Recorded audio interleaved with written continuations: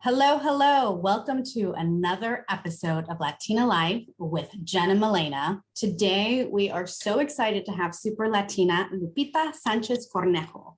She serves currently as the Regional Vice President of External Affairs for AT&T California. And she does a lot over there, especially working with the local communities and nonprofit organizations. She is also, we are so proud to say, the first Latina who is going to be the incoming chair of the Hollywood Chamber of Commerce. Huge, huge milestone. I don't know if everyone knows, but it's the Commerce's 100th anniversary. So it's been around for 100 years. So finally, a Latina is going to be at the helm. Very excited about that. I'm super excited to share that she is also the 3-time recipient of the President of the United States Volunteer Service Award for her involvement in community volunteer work. And then prior to joining AT&T, she was the assistant deputy mayor for LA as well, where she oversaw many, many things. I mean, there was so much to talk to Lupita about. But I do want to say, I'm also proud to say that we are both alumni from the University of Southern California. Go Trojans! Lupita, welcome, welcome to our podcast. How are you? I'm doing great. Jen, Milena, thank you so much for having me. It's truly my pleasure to be here with you with two amazing super Latinas. I'd like to say that one of my superpowers is being a Latina. And so I am so excited to be with you and to join you and to support the work that you do. Thank you, Lupita. It's such a pleasure having you because you are definitely somebody that we need to feature because you are making so many changes. So I feel like we need to get right into it since there's so much to cover. And I think one of the things is getting to know you and your background, because I know that, obviously you're breaking so many barriers, but it had to have started from somewhere. So tell us where you're from and, where did you grow up? Thank you for the question. I think you're absolutely right. Background is so important, and we certainly all stand on the shoulders of so many that come before us. I was born and raised in Southeast Los Angeles. I grew up in a community called Bell, California, which is just outside the city of Los Angeles. I went to our local LA Unified School District schools, proud alumni of elementary, middle school, and Bell High School, all local schools. And I will tell you, they did well by me, and my parents immigrated to this country and in search of what most Latinos are looking for, the American dream and a much better life for their kids than they had. And I will tell you, I think they certainly achieved that American dream as I look at my sisters and my brother and myself. And it was all because of the sacrifices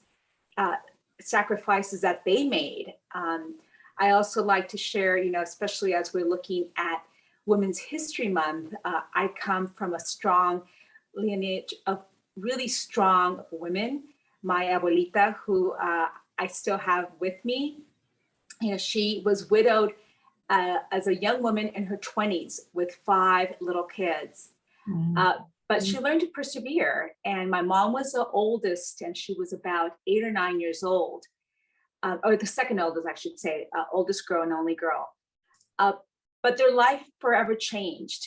And my grandmother had to learn how to take care of her 5 little kids, had to become an entrepreneur and figure out how she was going to sustain her family, and then eventually come to this country. And so I like to highlight her because a lot of what she did, and my mom, and I think about my mom who still works this day and still lives in Bell, has had every kind of job that you can think of. She's done everything from picking up shopping carts at a grocery market, worked in dry cleaning, worked in See's Candy, worked every kind of job that you can think of, because it was her way to help contribute to her family, to help support her family. And so I pay tribute to her because of her sacrifices. I get to do the kind of jobs that I do today. Absolutely. And I feel like a lot of our families did different types of jobs because that's just what you do. So you're absolutely right. And then I will also share, I am married. I have two amazing kids. I'm a mom to two competitive swimmers. And my husband and I both live in Porter Ranch, which is within the city of Los Angeles. I met him through our work at LA City Hall. And so I always love to share that story as well. Absolutely. Because again, family's so important. So that's great. And where is your family from? My parents immigrated from Jalisco, Mexico, a tiny little town by the name of El Paso de Piedra. And they were very young couple who married and came to this country. I no longer have my dad. He passed away about 15 years ago. But in that, I will tell you, I got to see my mom in a different light and grow in her own strength and learn how to navigate everything that you can think of from managing a household in terms of bills and writing checks and making sure that property taxes are paid and mortgages and everything that my dad used to take care of, she then became responsible for. Latina women are so strong. They really, keep the family going and keep the family together.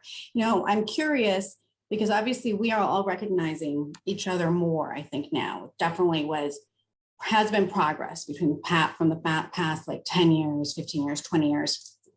Was this super Latina mentality something that you grew up with? Was this something that your parents instilled in you? Or was it something that you learned? Because I know as first generation, a lot of times there is that pressure to just assimilate, because you want to get along and move forward. Maybe that's the best way to do it. And I was just curious if that's how it was when you were growing up, easier in your neighborhood. I grew up in a very Latino community. I would say over 90%. And so I didn't know any other way.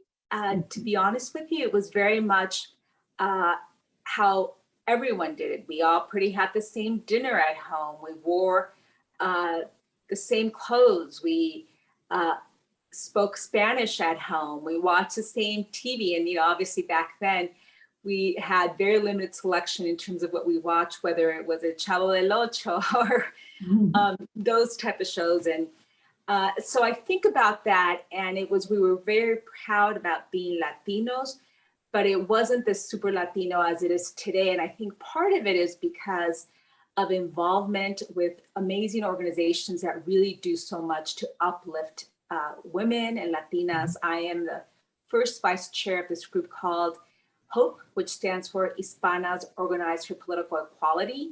I'm also, as Jen mentioned, fellow Trojan, and I'm on the advisory board of the USC Latino Alumni Association, the board of the USC Latino Alumni Association. I'm a two-time Trojan. I have a master's in public policy. And so part of the mission really is how do we, one, elevate Latinos at USC, ensure that they graduate, and really support them in the journey. And really a big focus now is also how do we get them to excel once they graduate from USC? Because there's this amazing Trojan network. And so we want to be sure that when you graduate, you feel the presence of that network and that support behind you. And till this day, we have very many Latinos who are first-gen college students. I was a first-gen college student, and it's a very different experience. I get to USC. I grew up in Bell, over 90% Latino. I get to USC, and it's a complete opposite. But I will tell you that I had such a positive experience at USC. I knew I was different.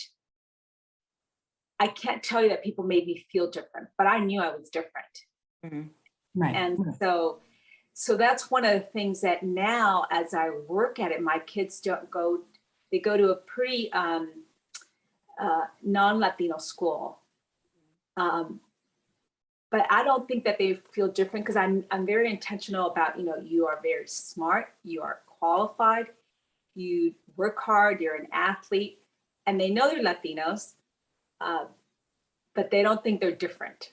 And so I want to make sure that growing up, they feel that, or that their difference is actually positive. Right. Because you bring diversity of thought with that. It's an interesting topic, and I'm sure it's another topic for another conversation, but my daughter's 18, my son's 15, my daughter's a freshman in another college.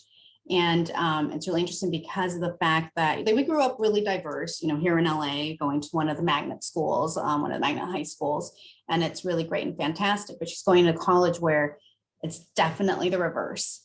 And she doesn't feel any difference about it whatsoever, because she has had so many diverse friends. So it's not until when she comes back that she realizes, oh my gosh, Mom, I think there's I can count on my hand, how many Latin people, are over there. But she's not bothered. She's lots of friends and all that stuff. But it's really interesting having to create the roots or continue the roots for our children being second generation. I don't know if you've had that or thought about that. Oh, absolutely. I mean, in the diversity, when you think about Los Angeles County, almost 50% are Latino. And then we had a huge, in the last census, a big spike in the API community. And so, and then when you think about it, LA is home to people who are from other countries where, LA has the second largest population outside of, for example, Mexico, El Salvador, Guatemala, go down the list, Armenia, any country, we are the home. So we're extremely diverse.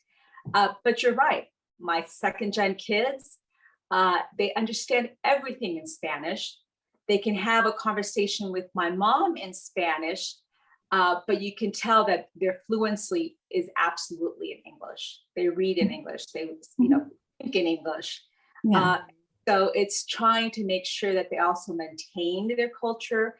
And, I will say that my husband and I could do a better job of ensuring that they continue to speak Spanish, because when they were first born, they were monolingual. They didn't learn English until they were, my son Esteban, who just turned 13 this week, he learned English when he was about 4 years old. And it was because he started sports and he wasn't understanding instruction. And he started school and they would say something and he would look and we thought, gosh, are we doing him harm by not teaching him English? Right. No, I hear you. And so he spoke Spanish at home for the first few years. And then when our second child came around, she spoke it for probably less than that, because then she had an older brother. And so she's 11 years old. And so they understand it, they speak it a little bit, but certainly there's room for improvement there. And that's what you're doing with being part of all these organizations, because it's great that this is how you give back, because from what you've been saying, that's the type of support that you received with your experience at USC. But entering the corporate world and, all of the things that you've done, did you ever have a moment where you were like, wow, why is it a little bit harder for me because maybe because you're a woman and maybe because you're Latina? Did you ever have any type of moment where that was an issue? I've been at AT&T for 21 years. I'm the Regional Vice President of External Affairs for our LA market. And one of the things that I've seen is that the company really values the input that we have with, the connection of our communities. And in LA, it's, as I mentioned earlier, we're now at almost 50%, very diverse. But I will also share that, our headquarters doesn't look like LA, and it doesn't look like me. And so I do feel like I have to, ensure that they know that I'm just as qualified. I have a master's in public policy. I was an assistant deputy mayor for mayor, the second largest city in the country. I was part of the executive team. I'm a leader, and it just so happens to be that I'm Latina as well. Yep. And so it's about ensuring that they know all of that and all of my qualifications and really working towards that. I am proud to work for one of the Fortune 10 companies. They have allowed me to be involved in programs and organizations that I am proud to support. One of them being the Hollywood Chamber of Commerce. And as Jen mentioned at the top of the hour, we are celebrating 100 years. And I'm so proud of that as we look at 100 years of this chamber that has meant so much to the city, second largest chamber in the LA city. international city, when you think about Hollywood and when you think about the Walk of Fame and the historic 9 letters, the Hollywood sign, it is recognized worldwide. When I think about our members that belong to the Hollywood Chamber, and I think about the diversity that comes with it, you have business owners that come from all over the world to do business in Hollywood or Los Angeles.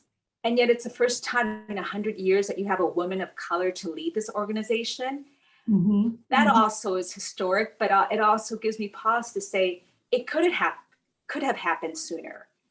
Yeah. Yes. But again, I stand on the shoulders of amazing women who've come before me. I think about our producer of the Walk of Fame, this incredible Latina who has been doing this for decades. And, bravo to Ana Martinez.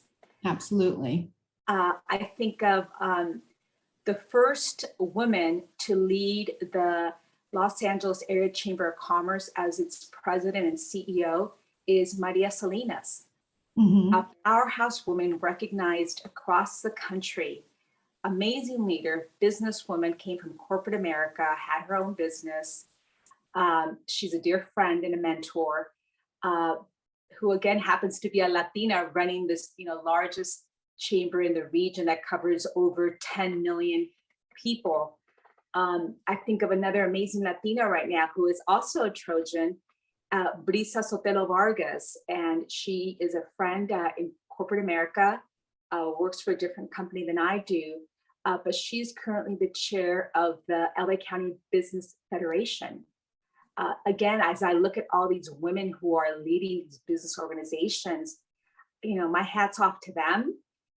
Many of us are Latinas. And so I also will say that I appreciate the support of our allies and our men allies who support us and put us in those positions.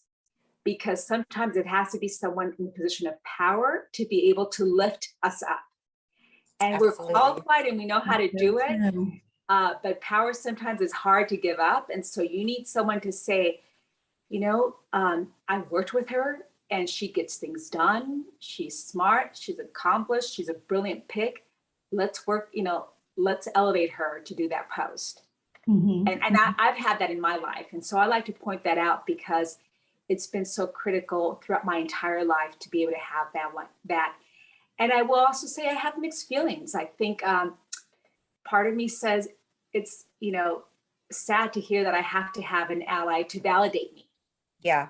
Yeah, absolutely. But it's interesting because it is such a topic, I think, that resonates definitely with females more. I was at this other conversation a couple of weeks ago with the comedian Ada Rodriguez and some executives from Stars and other companies. And we were talking about the importance of having a mentor, right? But also having someone who was more of a supporter and the difference between that.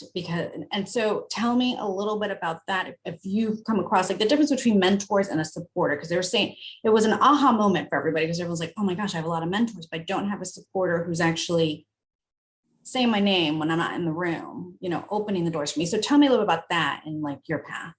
Oh, absolutely. They are both just as critical. And I have been blessed to have both in my life. And I would say even more so in the last 15 years to have a supporter / advocate, because a mentor will guide you and you want to have a mentor.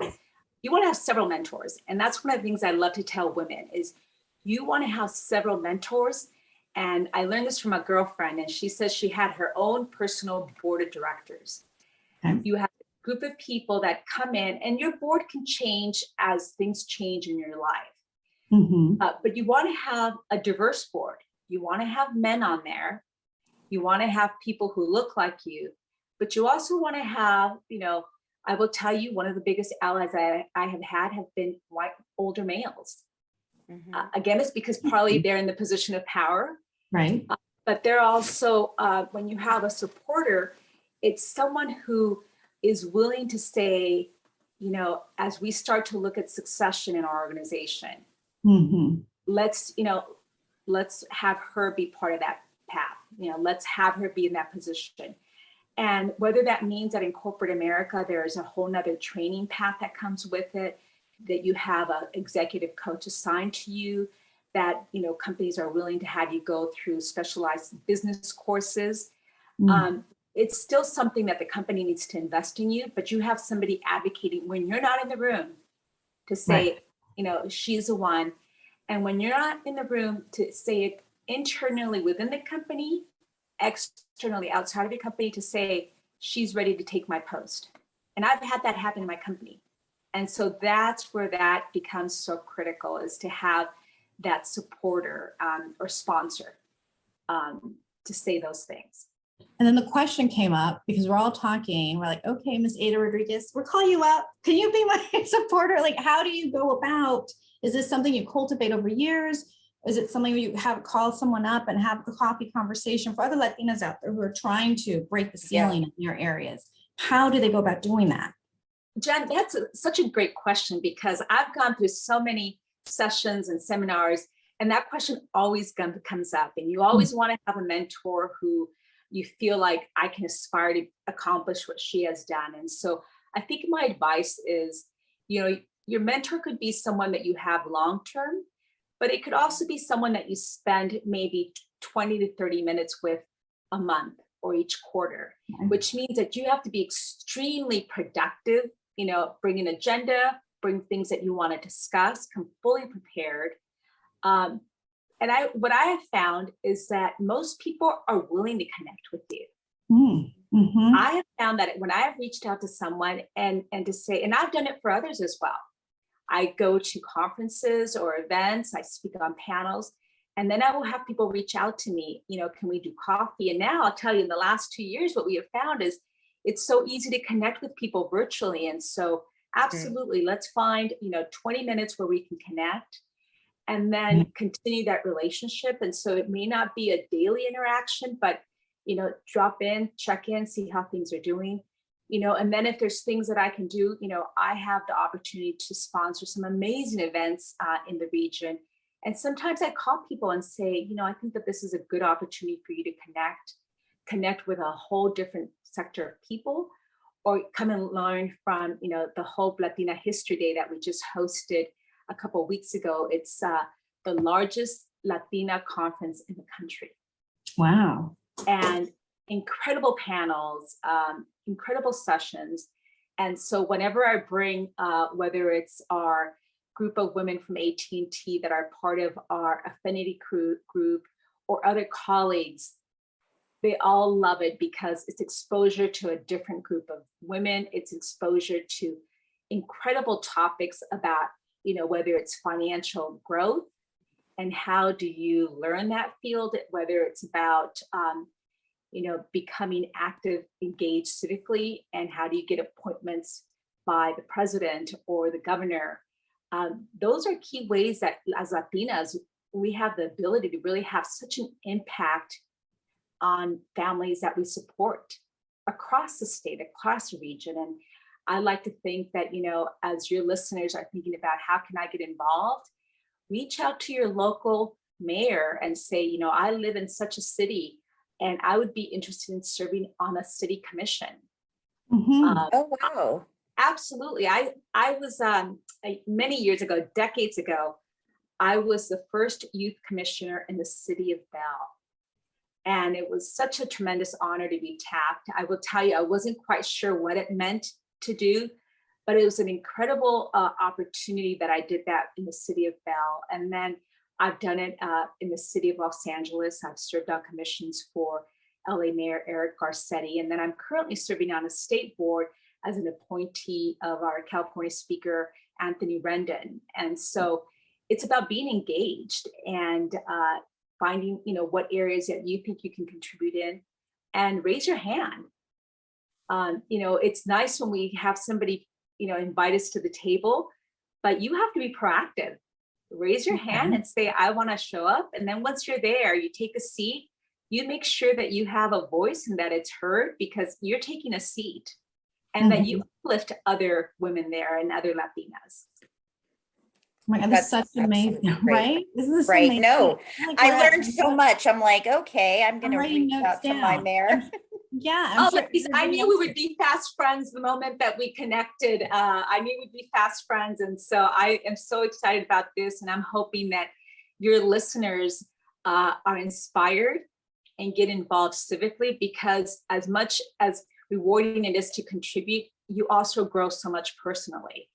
Yeah, Absolutely. absolutely. And then maybe we can put, I know when we do our social media, maybe we can link up to any organizations you might think, might help them too, that they could get involved in. That would be great.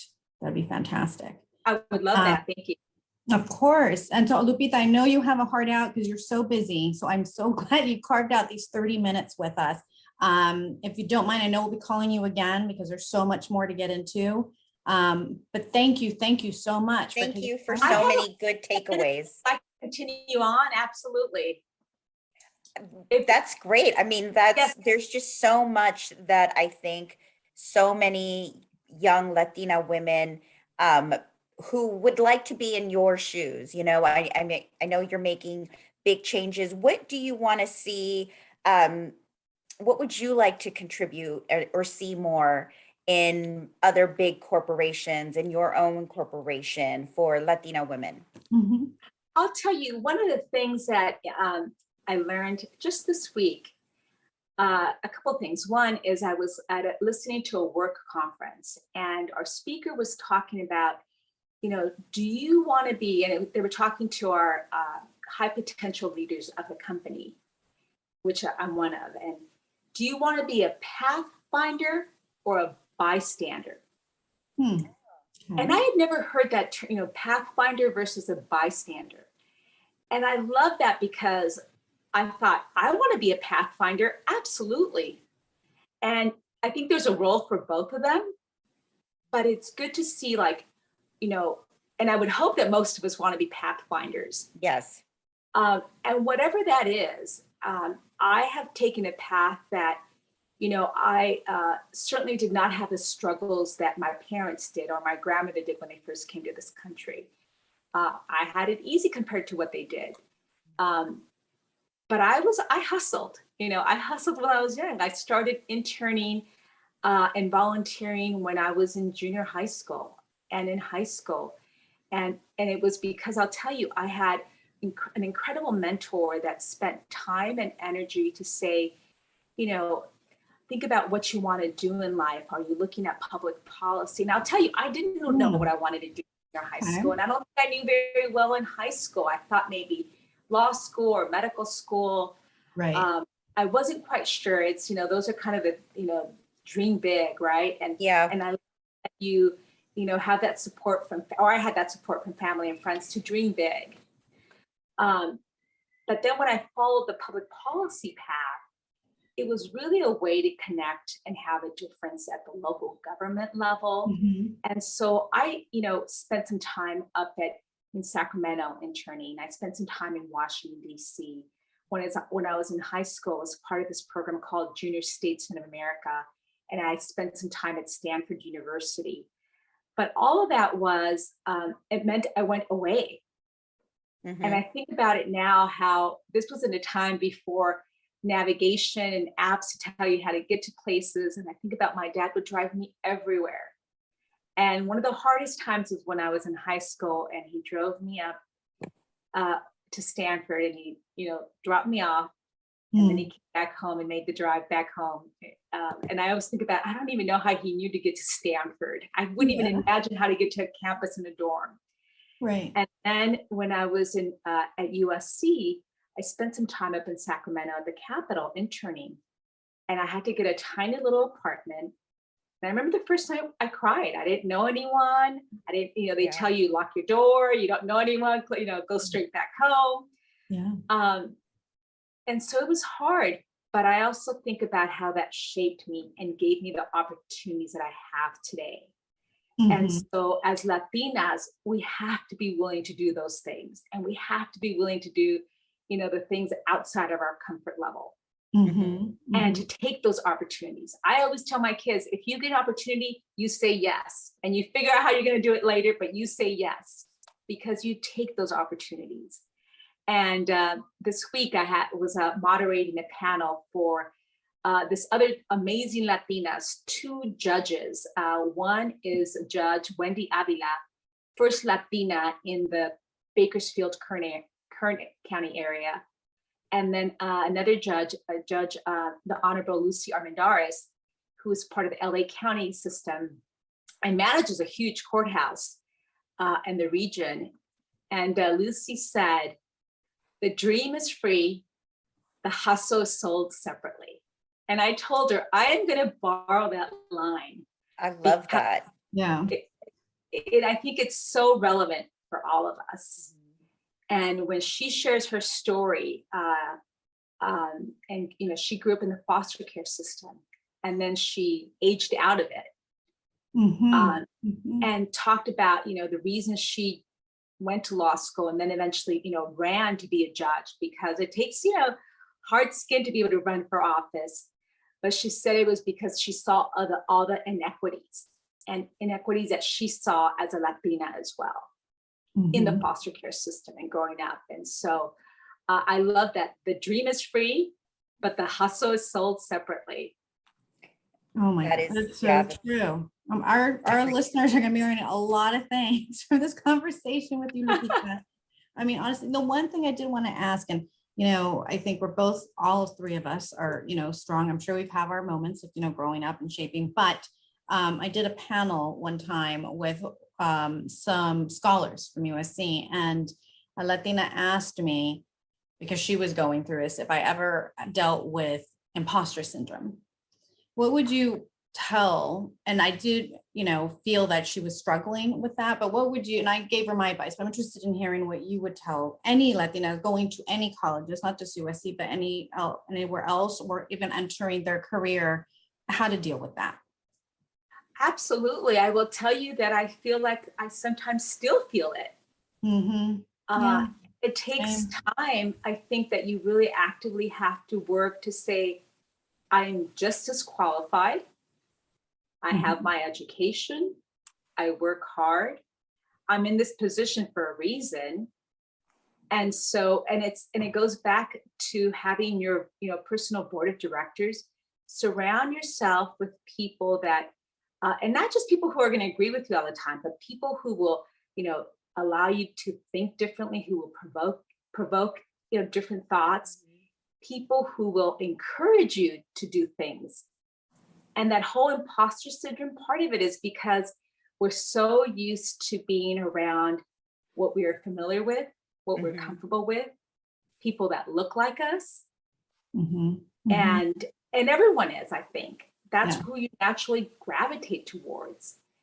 But it's about knowing, you have to build that confidence, and you have to say, I deserve a seat here just as much as everybody else does.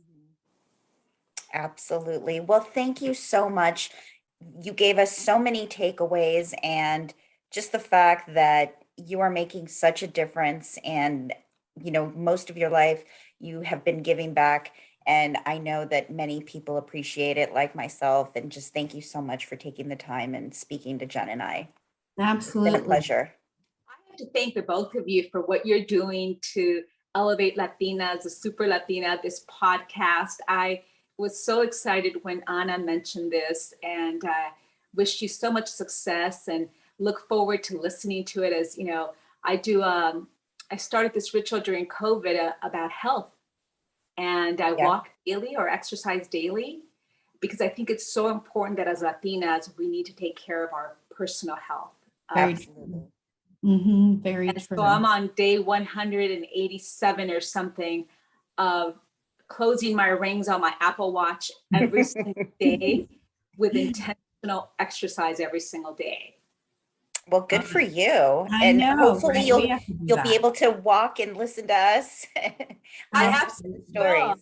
I have this great path at I like to say it's a 900 feet elevation. And so if any listeners out there know that that's quite a steep walk, but it's also become such it's my me time. Yeah. Right. Absolutely. True. Well, thank you for taking the time. Thank you. And to all of our Latinas out there, just find your path, right? Be a pathfinder or a bystander, right? So here we go. So everyone, find your path. And besos a todas. Mwah. Love you all. Thank you, Muchas Lupita. gracias. Until the next time. Have a great one, Lupita. Thank you, Thank you Lupita. both. Thank you very Gracias. much. Bye-bye. Bye.